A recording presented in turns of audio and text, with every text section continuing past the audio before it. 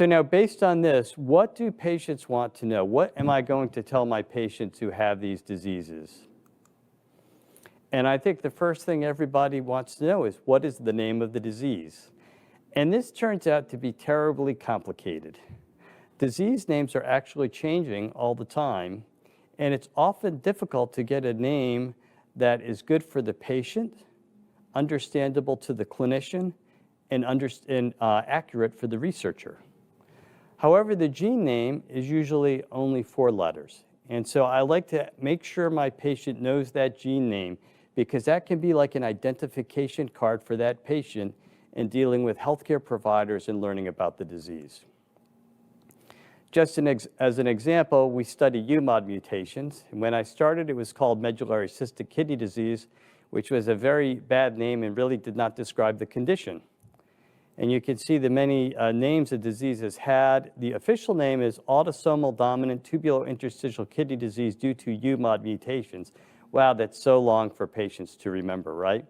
So we like to tell our patients, remember UMOD kidney disease. And we're also approaching this with polycystic kidney disease now with many different gene names. And so again, we're trying to get patients to remember the gene names. And so for my patient, I would say your child has a mutation in one copy of the REN gene. This is one cause of autosomal dominant tubulointerstitial kidney disease. But as long as they get that REN, they'll be okay. Then your patients are going to want to get information for themselves. And so they're going to go to the internet. And it can be really helpful if you can help them to find that information. There are several groups that are really, really great. The National Organization of Rare Diseases has clinical summaries about the diseases, Medline Plus, the NIH Office of Rare Diseases, and Wikipedia can also be a good source. The problem is a lot of these don't get updated as frequently as we would like. So you always have to try to find more updated material.